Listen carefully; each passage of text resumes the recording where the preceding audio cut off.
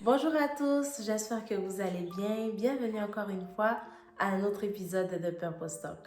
Alors aujourd'hui, nous continuons, donc je continue avec Martha, le thème de les chrétiens et l'amitié. Donc on parlait des limites dans l'amitié chrétienne, des choses à faire, des choses à ne pas faire. Et donc on avait pour verset de base 1 Corinthiens 13 à partir du verset 4 jusqu'au verset 7.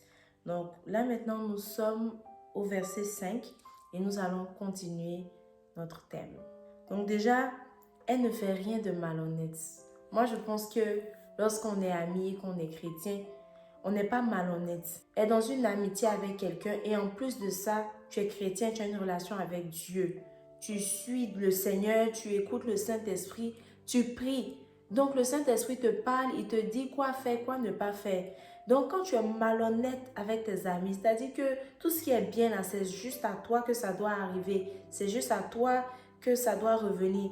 Et tout ce qui n'est pas bien, tout ce qui n'est pas bon, tout ce qui n'est pas correct, ce que même toi-même on va te donner, tu ne vas pas accepter, c'est à tes amis que tu donnes. Ou bien c'est à tes amis que tu souhaites ça.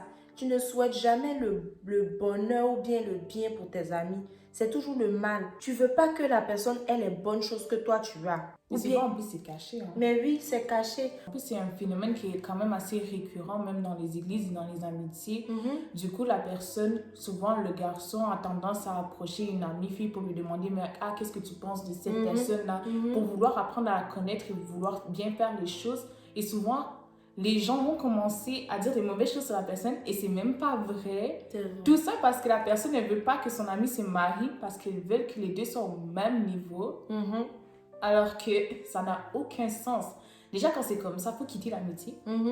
Vraiment. Et puis, souvent, la personne qui est la victime ne sait même pas en fait que son amie, celle qu'elle appelle amie, ne lui souhaite pas les bonnes choses ou ne lui souhaite pas le bonheur. Et ça, vraiment, Dieu doit te révéler parce que le cœur de l'homme, il est vraiment caché. Peut-être si tu te méfies de la personne, je ne sais pas pourquoi tu es son ami ou bien tu as décidé d'être ami à la personne. Parce que ça n'a pas de sens. Vivre une double vie ou une vie cachée, je ne sais pas, ça rime à quoi? Soit tu es ami avec la personne ou soit c'est ça. Dans l'amitié, il faut l'authenticité, il faut que ce soit basé sur la vérité. Il doit aussi y avoir un certain degré de transparence. Ce n'est pas normal qu'on doit tout cacher. Il y a des choses on dit et comme plus la relation elle évolue, plus c'est facile de s'exprimer, plus c'est facile de se confier. Mais de là à tout cacher et de surtout cacher les bonnes choses qui nous arrivent pour ne pas que la personne sache, mais pourquoi se méfier de la personne? Si vraiment la personne elle est ton amie, elle va te célébrer, elle va être fière de toi. Il ne faut pas se méfier, ça n'a vraiment pas de sens. Donc, mais moi je pense que si tu te méfies, ce n'est pas ton ami. Mais en même temps, tu te méfies, mais tu es contente quand la personne t'explique tout ce qui lui arrive dans elle, sa vie. Et ça, je ne sais pas comment on appelle ça, mais ça n'a pas de sens du tout. Moi, je ne sais pas, j'appelle ça, je trouve que c'est une forme d'hypocrisie. Mais oui, c'est une forme d'hypocrisie parce que toi, tu n'es pas à 100% ouverte et disponible, mais tu veux que la personne le soit. C'est-à-dire que c'est toi qui es toujours là à écouter les secrets ou les réussites de la personne, mais toi, tu caches parce que tu as l'impression que, mais oh non, je me méfie et tout, mais c'est mesquin. Mais c'est mesquin et aussi dans ça, il y a une forme d'égoïsme et de jalousie aussi. Ensuite, la Bible dit, elle ne cherche point son intérêt. Quand on parle d'intérêt, on parle forcément de nos besoins propres, on parle du fait d'être centré sur soi-même. Mais dans une amitié, il faut comprendre qu'il y a cette collaboration, il y a cette réciprocité et c'est strictement impossible de juste répondre, de vouloir qu'on en réponde à nos besoins, mais de ne pas répondre aux besoins des autres. Ou d'avoir des choses, mais de ne pas donner. Ou d'avoir certaines connaissances sur certains domaines, mais de ne pas partager. Moi, par exemple, nous, on est ensemble et tout. Moi, j'ai l'expérience du Canada. Je suis née au Canada. J'ai grandi au Canada. Donc, quand il y a des choses qui viennent, si tu sais pas, je vais te dire. Ou si je vois des choses, ça se peut que tu sais déjà, mais je vais quand même te dire. Et tu pourras me dire, ah, mais je sais, ou sinon, ah, je vais voir, je vais regarder. Donc, pourquoi juste vouloir qu'on leur réponde à nos besoins, mais ne pas répondre aux besoins des autres alors que l'on a, que ce soit matériel, que ce soit financier, que ce soit spirituel, que ce soit au niveau des conseils. On n'est pas en compétition, on n'est pas là pour se comparer. On est là aussi pour se valoriser, on est là aussi pour s'entraider. Dans une amitié, tu peux pas dire que je suis avec cette personne-là, je dis que c'est mon ami juste parce que j'ai besoin de son argent. C'est à cause, par exemple, de ses biens, c'est à cause de ce qu'elle a, ou parce que les hommes sont autour d'elle, elle va m'aider à pouvoir être avec quelqu'un, genre même me matcher avec un gars, ou genre, je sais pas, genre... On est rendu où là?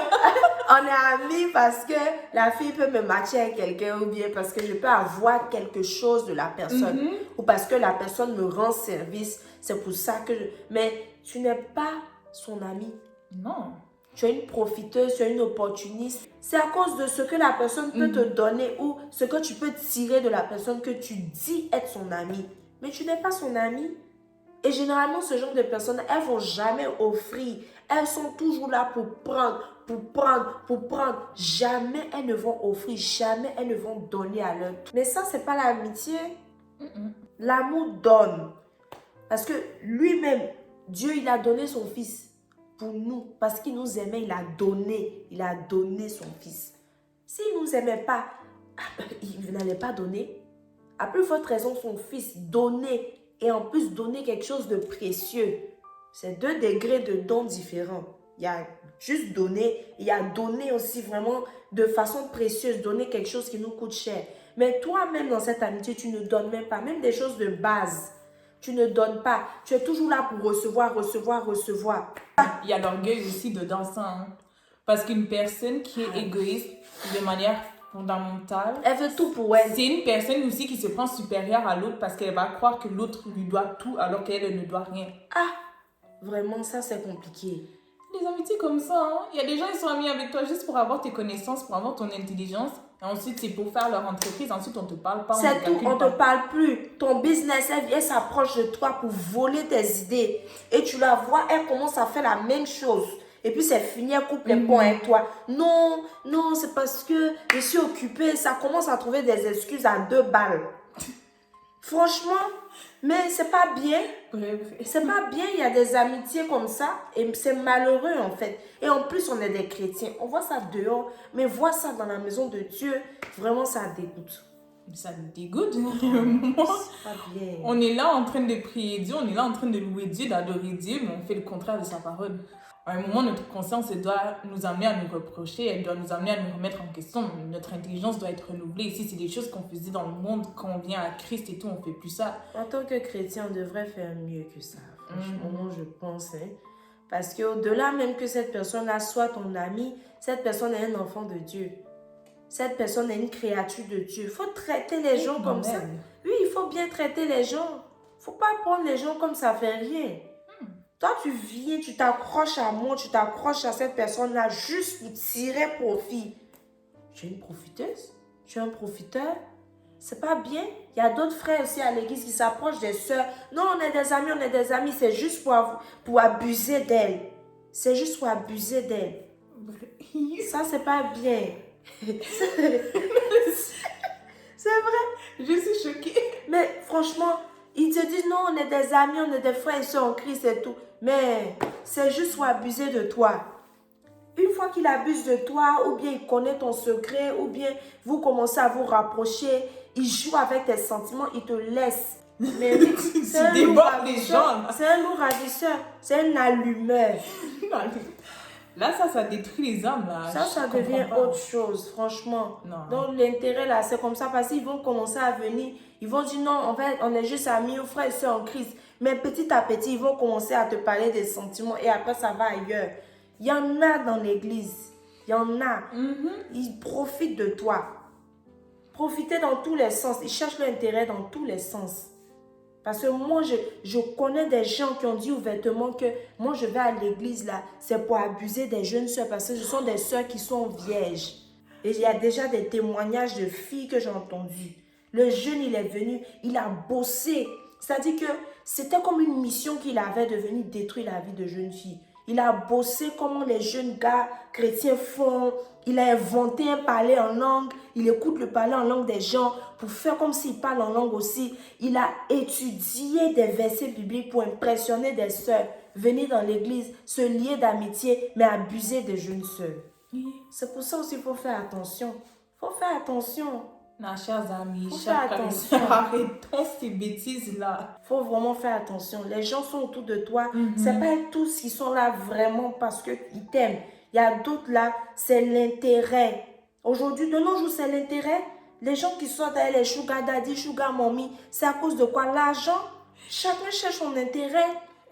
On travaille pour quoi? Pour l'argent. Tout ce qu'on fait, il y a un but derrière. Malheureusement, c'est ça le monde. C'est ça le monde. Mais les gens, ils réalisent pas qu'il y a tellement de conséquences derrière ces actions-là. Oui, les conséquences, d'abord, on les voit physiquement, mais spirituellement, on est en train de détruire des hommes. On est en train de détruire la foi de quelqu'un. Et ensuite, on vient imaginer, c'est un roseau qui est déjà arraché, un roseau déjà cassé. On vient pas briser le roseau arraché. Vraiment, faut se remettre en En ce question. moment, toi, tu fais ça, mais tu te rends pas compte que tu es en train de détruire la vie de quelqu'un, d'enlever une brebis du troupeau. Mais le Seigneur va te demander des comptes. Faut t'asseoir et réaliser que ce que tu fais, c'est pas bien. Si tu écoutes cette vidéo, tu sais que tu fais ça, tu sais que tu as une amitié, tu es en train de profiter de la personne, tu es en train même de ruiner la personne.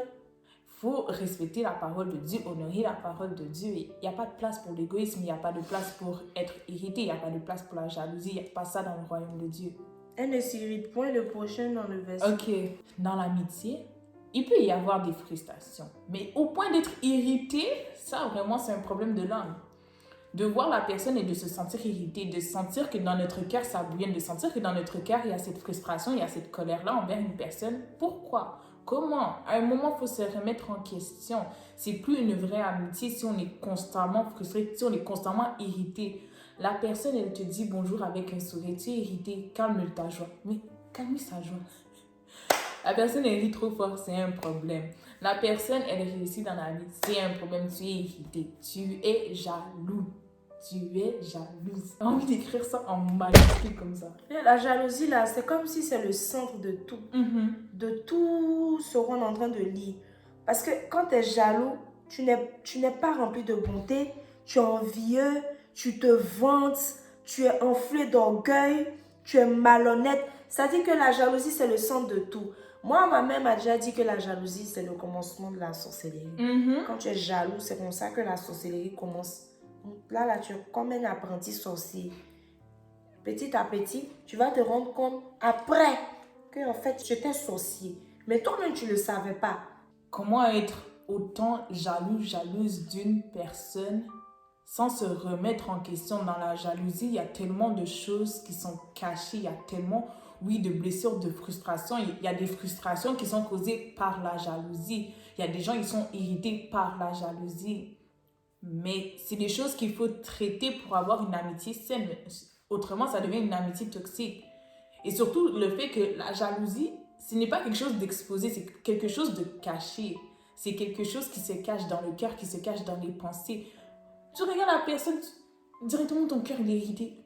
J'ai envie de dire à quelqu'un, le cœur c'est fait pour pomper le sang. Voilà, que Dieu vous bénisse. Amen. Elle ne soupçonne point le mal. Dans la charité, l'amour ne soupçonne point le mal. Dans l'amitié, là, non. Tu ne peux pas soupçonner le mal. Ça dit que dès que la personne dit quelque chose, tu vois le mauvais côté. Dès que la personne veut t'aider à quelque chose, tu vois le mauvais côté. Dès que la personne te propose de faire quelque chose, tu vois le mauvais côté. Dès que la personne te parle de quelque chose, tu vois le mauvais côté. Mais je ne comprends pas. Non. Il y a un exemple d'un monsieur qui offre un parfum à sa femme et sa femme lui dit, donc tu veux dire que je sens. C'est un cadeau, c'est un cadeau. Pourquoi voir toujours le mauvais côté en fait des choses? Ça c'est un exemple, mais dans nos amitiés. Ah, la vie va te dire, ah mais tu n'es pas venu à l'église l'autre fois, toi il voulait t'appeler pour voir comment tu vas. Donc c'est toi qui es plus chrétienne que moi. Ah, je voulais juste prendre de tes nouvelles, c'est tout. Ça n'a ni queue ni tête. Hein. Je sais pas. Toi tu veux juste voir le mauvais. Si je ne t'avais pas appelé aussi, tu allais dire que je ne suis pas une bonne amie. Là, je t'appelle, je demande encore, j'ai mal fait. C'est-à-dire, c'est des gens avec qui, que tu fasses A ou B, tu as mal fait. En fait, ça, c'est tellement diabolique. Oui, parce que souvent même, quand quelqu'un que tu aimes, sincèrement, fait quelque chose même de mauvais pour te frustrer, ou même pour te faire, tu vois pas le mauvais côté tout de suite. Non.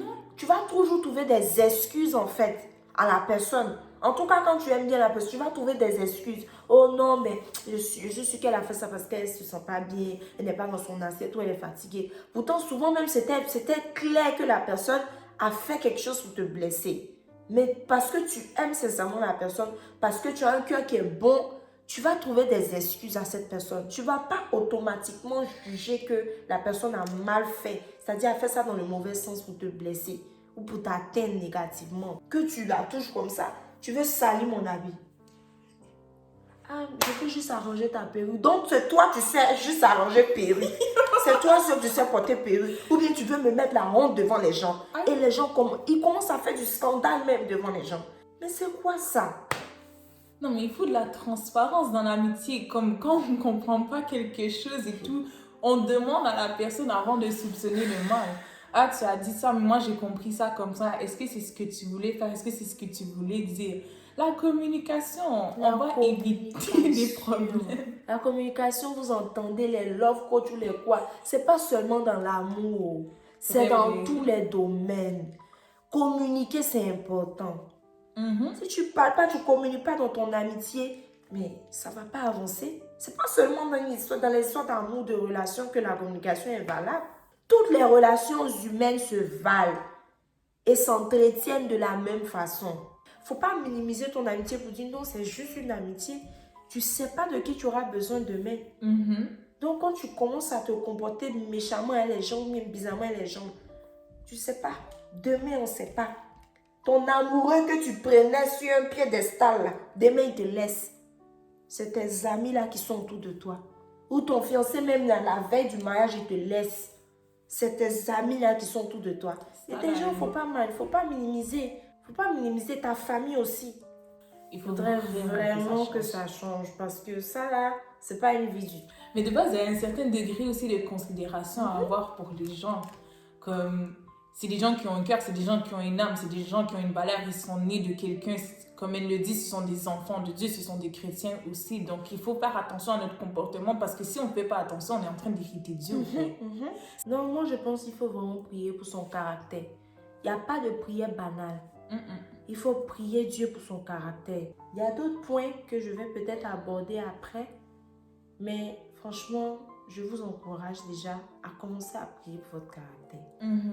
Et vous connaissez les versets, vous pouvez lire jusqu'à la fin et voir les autres points que nous allons peut-être aborder plus tard. Mais c'est important de prier pour son caractère. Ainsi qu'on fait la vidéo, n'hésitez pas à mettre un pouce, à aimer, à commenter, à partager, mais surtout à vous abonner. Donc, on se retrouve à la semaine prochaine pour un autre épisode de Purpose Talk. Que Dieu vous bénisse.